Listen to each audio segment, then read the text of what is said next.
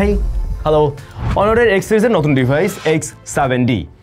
অনরের x সিরিজটা বাংলাদেশে কিন্তু মোটামুটি বেশ জনপ্রিয়, সেটা গ্রে মার্কেট বলেন আর এদিকে যদি বলেন আপনি অফিসিয়াল মার্কেট বোধ জায়গায়। তবে আজকে আমরা একটা অফিসিয়াল ডিভাইস নিয়ে কথা বলছি, অনর X7D। কিছুদিন আগে বোধহয় X7B এর একটা ভিডিও করছিলাম, তো এইটা হচ্ছে গিয়ে তার চাইতে একটু লাইটার বলতে পারেন, একটু কম দামেও এসছে। বাংলাদেশে একটি ভ্যারিয়েন্টে লঞ্চ করছে ওরা 8/256 GB। X7D এর নারী নক্ষত্র, চলেন আমরা খুঁজে বের করি আসলে এই ডিভাইসটার অবস্থা কি।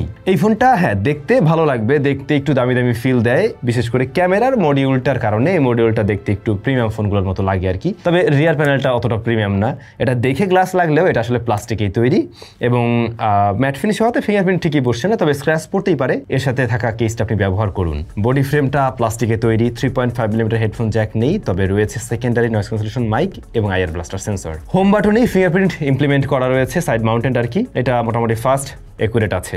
আর এই ফোনটা হয়তো হাতে নিয়ে অনেকের কাছে একটু ভারী লাগতে পারে, যেটা আমার কাছেও মনে হয়েছে। নর্মালি এরকম প্রাইস পয়েন্টের ডিভাইসগুলো এতটাও ভারী হয় না। 208 গ্রামের মতো ওজন রয়েছে এর। IP65 এর রেটিং আছে। এই মুহূর্তে দাঁড়িয়ে আমরা অনেক বাজেট ফ্রেন্ডলি ফোনে আরেকটু বেটার রেটিং দেখি। আপনাদের কাছে এই রেটিংগুলো খুব একটা করে কিনা, প্রয়োজন আছে কিনা আপনারা একটু কমেন্ট করে জানাবেন। আচ্ছা, তো এই স্মার্টফোনটার বিশেষ আকর্ষণীয় জায়গা বলে আমি যেটা মনে করি সেটা হতে পারে এর ক্যামেরা সেকশন। রিয়ারে 108 মেগাপিক্সেলের মেইন শুটার আছে, সেই সাথে 2 মেগাপিক্সেলের একটা শুটার আছে। X7B যেটা ছিল ওটাতে একটা 5 মেগাপিক্সেলের আলট্রা ওয়াইড ছিল, যা আপনি এখানে পাচ্ছেন না আর কি। আর ফ্রন্ট ফেসিং ক্যামেরাটা রয়েছে এটার 8 মেগাপিক্সেল। তো 108টা আমরা নর্মালি ইদানিং একটু কম দেখতে পাই, বিশেষ করে অ্যারাউন্ড 20K-তে। এই ফোনটা বাংলাদেশ মার্কেটে ওই যে একটি ভ্যারিয়েন্ট লঞ্চ করেছে বললাম, এবং দাম হলো 22,999 বা 23,000 টাকা। এখন এই মেগাপিক্সেল দিয়ে তো ছবির কোয়ালিটি বিচার করা হয় না, বরং ছবির কোয়ালিটি আসলে প্রসেসিং এর পরে কি অবস্থায় আসছে সেটা দেখার বিষয়। তো আমরা এটা দিয়েও বেশ কিছু ছবি নিয়েছিলাম। প্রপার লাইটিং কন্ডিশনে এটার আবার শার্পনেস ডিটেল ভালো, এমনকি একটু হাই রেজুলেশনের ছবি হওয়াতে আপনি চাইলে জুম করে ব্যবহার করতে পারবেন। তবে ডিটেলের পরিমাণ ওই মিডল এরিয়াতেই আপনি বেশি দেখবেন, সাইড বা কর্নার এরিয়াতে তেমন একটা ডিটেল নোটিস করা যায় না। তাছাড়া একটু লো লাইটের দিকে ভালোই গ্রেন এটা ক্যাপচার করে আর কি। ডাইনামিক রেজ হ্যান্ডেল খুব একটা ওয়াইডার না হলেও এটার যে প্রাইস পয়েন্টের ফোন সেই জায়গায় ওকে আছে।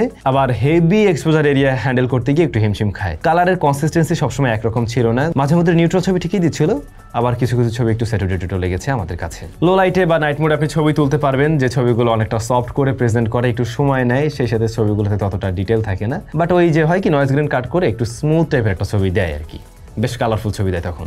মজার ব্যাপার হচ্ছে পোর্ট্রেটে 2টা ফোকাল লেন্থে ছবি তোলা যায়, 1x অ্যান্ড 2x-এ।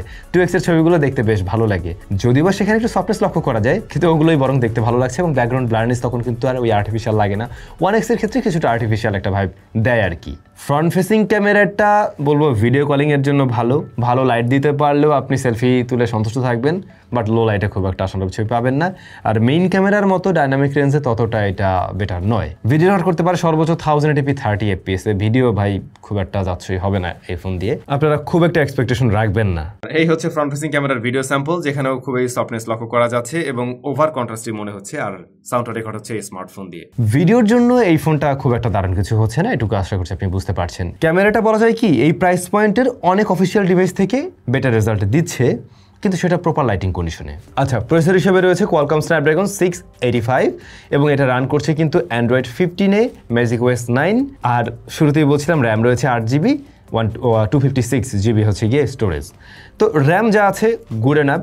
এই প্রসেসরটা গুড এনাফ না, এই প্রসেসরটা আসলে আরও কম দামি একটা চিপ। এই প্রসেসরটা আমার মনে হয় 20,000 টাকার নিচেই পাওয়া উচিত, এবং এইটা হলো কি রেগুলার বা ডে টু ডে টাস্ক সামলানোর জন্য ঠিকঠাক আছে।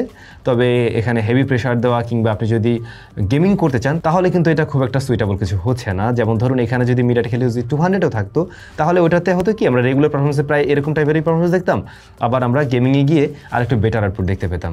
একদিকে এটাতে 8GB র্যাম রয়েছে, অন্যদিকে ম্যাজিক ওএস, এদের অপটিমাইজেশনও ভালো।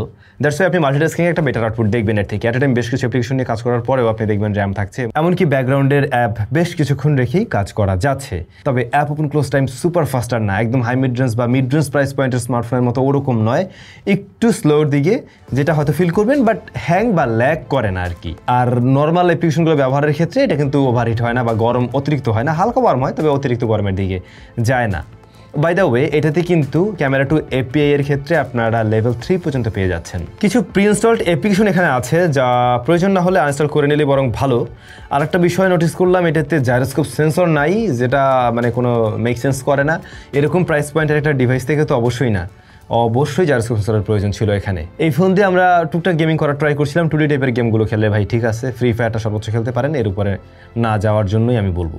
সো যেটা দাঁড়ালো 23,000 টাকা প্রাইস ব্র্যাকেটের ফোন অনুযায়ী পারফরমেন্স সেকশনে সে পিছিয়ে থাকে, আসলে পারফরমেন্সটা আরও একটু বেটার করা দরকার ছিল অবশ্যই। আইদার ওই মিডিয়াটেকের যেটা বললাম ওরকম কোনো চিপ দিয়ে আনলেও আমরা আরও একটু বেটার রেজাল্ট দেখতাম। তবে এই সেম প্রসেসরযুক্ত অনেক স্মার্টফোন থেকে এইটার অপটিমাইজেশন ভালো হওয়াতে রেজাল্ট কিছুটা বেটার লক্ষ্য করবেন। ডিসপ্লেটা 6.77 ইঞ্চ, যা টিএফটি এলসিডি প্যানেল। টিএফটি শুনেই হয়তো অনেকের আরে কি শুনাইলো এটা, না টিএফটি হওয়া সত্ত্বেও এটার কালার রিপ্রেজেন্টেশন কিন্তু খুবই ভালো। ওই আগেকার দিনে টিএফটি আর এই টিএফটি সেম না, এটার কালার রিপ্রেজেন্টেশন খুবই ভালো, এমনকি কোনো ধরনের শিফটিং বা সাইড থেকে কর্নার থেকে কোনো কিছু আমরা লক্ষ্য করিনি। পাঁচশোর কাট রয়েছে, খুবই ছোট, এইটুকু সাইজ সাধারণত আইপিএসে দেখা যায় না, আমরা নর্মালি ওই ইয়েতে দেখতে পাই অ্যামোলেডের ক্ষেত্রে, বাট এটার ক্ষেত্রে অনেক ছোট, তবে লোয়ার চিনটা আবার অনেকখানি মোটা রয়েছে। আর এই ডিসপ্লেটা কিন্তু HD+ রেজুলেশনের 720p, সো রেজুলেশনের একটা ঘাটতি আছে। আপনি যখন কাছ থেকে দেখবেন, বিশেষ করে টেক্সটগুলো লক্ষ্য করবেন, তখন আপনি রেজুলেশনের ঘাটতিটা ফিল করবেন, বাট মিডিয়া কনজাম্পশন টাইমে আপনার কাছে ওই সমস্যাটা মনে হবে না, বরং বেশ পকড়া টাইপের কালার দেওয়াতে যে কোনো কিছু দেখতে আর কি ভালো লাগে, বা ভিডিও যারা দেখবেন সেক্ষেত্রে সমস্যা হচ্ছে না।